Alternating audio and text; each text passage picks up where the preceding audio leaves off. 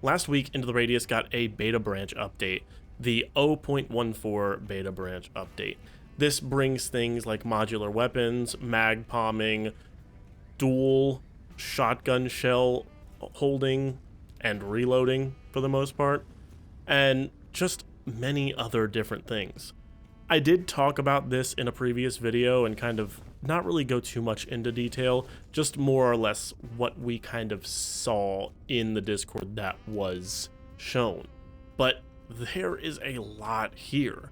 Firstly, I want to start by talking about the new store, kind of the weapons and the modular building that you can have. This has actually changed a lot. In my last video, I assumed that some of the crates and some of the areas you would go around in the radius looking for some of these new weapons would more than likely not necessarily have weapons in them anymore.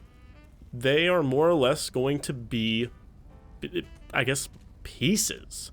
So when I assumed that we were just going to be able to get pieces and also some builds, in the 20 so hours I put into this beta update, I did not find one full weapon in these crates. I found pieces. The only full weapons I ever found in any of these crates were pistols. So these are not modular yet. They will, I assume, eventually be modular, especially since some of the Glocks as well as the forts have different iron sight colors. So definitely hoping that gets an update eventually. But we are not finding complete weapons in these crates. I did, however, find a completed weapon under a tub, one of the weirdest places. I understand that even before this update, you were able to find AKs on benches and so on when you went to the outskirts location. For you watching this who does have quest only, you have not gotten the outskirts yet, and I'm sorry. You should be getting that soon with the next update, I believe. That said, it was really interesting to find this weapon under a tub. If you're not really paying attention and you're just going room to room trying to complete stuff, you'll miss things like this. And in my head, things like this are huge improvements when it comes to feeling like the space is lived in.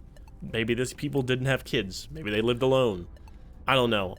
I'm just saying the world building that we're getting from this adds realism and makes looting and kind of scavenging to survive feel a little more realistic.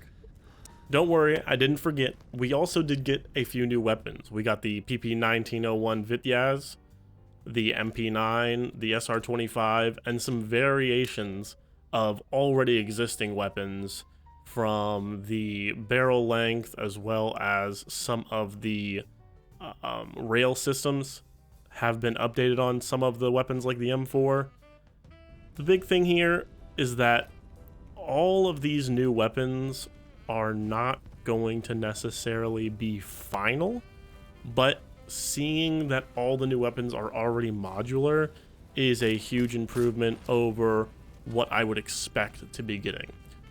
There are a few weapons that are not currently modular, which is all of the pistols, the SKS, the AS Val, the VSS, and the OTS-14 Groza. So if you're using any of these, unfortunately, like me, I usually primary the AS Val. You will not be able to do anything yet. I assume we will get an update at some point in time. And one of the other final things that I want to mention as it comes to the kind of modularness of this, they did add, I believe, to the 545 variant and maybe the 762 variant AK, so don't quote me directly on this, but they added a 40 round magazine. So we are seeing bigger mags come, and I hope that continues with other weapon variants as well. Would love a 60 round Stanag for the M4. The last thing to do with the weapons that I really want to talk about is the SR25. Beautiful weapon. It's amazing. It's immaculate. I love it. It's fan-freaking-tastic. It's my favorite. It's my new number one. Oh, right alongside the AS Val. Both of these are going to be my primary go-tos. However, I would like to state that unless CM Games is going to bring a more powerful enemy to the game, being able to two-shot the most heavily armored of the enemies in the game doesn't feel good, and it feels like this weapon is a little overpowered.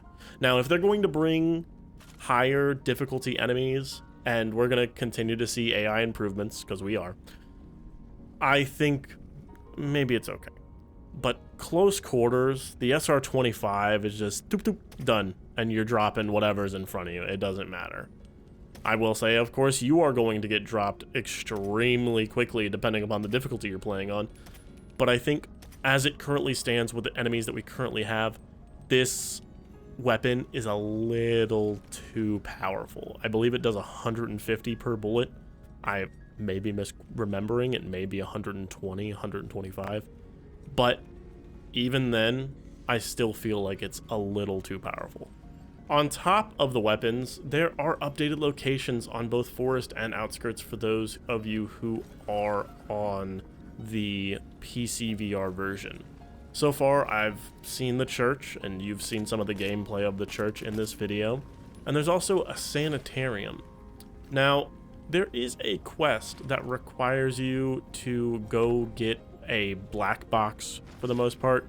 That's one of the main quests that we see. The location that you get that from, you have to go through a portal and get into like an enclosed area that, yes, you can cheese it and get over the wall, but usually you're supposed to go through a portal to get into that kind of military base. That has completely changed. I want anybody who is watching this to be able to experience that for the first time, so I haven't put it here. But this is the third, maybe the fourth time that that area itself has had a major change. So kudos to the devs for kind of offering us temporary kind of areas to, one, test, obviously, but two, they are making it so that even the people who are doing the tests and the betas are not going to potentially have even the same build out in the full game. That said, I am very excited to see how these are changing and how things are going to progress as we continue to see some of these beta builds on top of what still is to come in our additional location that no one has seen yet. One of the other things that changed is reflector anomalies. These things are the ones that look like this. Yeah, these ones. They didn't really do anything. They just kind of pushed you back. Kind of felt like shockwave anomalies, if you will. That's kind of what I called them. But these are reflector anomalies, and what they're supposed to do is reflect bullets back at you. Unfortunately, these do not affect NPCs right now. So if there is an NPC on the other side of a reflector anomaly, you are going to have a tough time. That said, my assumption here is once we get grenades at hopefully some point in time, it'll be a little bit easier to take them out when they're on the other side of these, especially if the AI is being smart and using these to their advantage.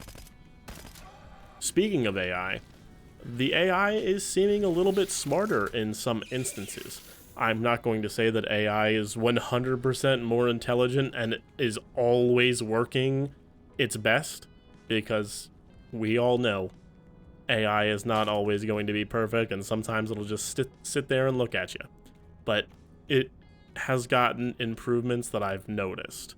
The only thing that I really need is for them to go ahead and change it so that you're not being shot through foliage when you're on the higher graphics settings and you can't really see people through these bushes and trees and stuff. But obviously that will all be fixed by the time the full game comes out. Now, there are more things that did come in this update. I didn't cover everything major here. One thing that I know for a fact that I did not want to talk about is the sanitarium. That place is amazing. That's all I'm going to say. It's great. I think everybody should be able to experience that location for the first time by themselves. That being said, my name is Butters with an O. I want to thank all of you for watching. Please like, share, subscribe, and I will see all of you in the next video.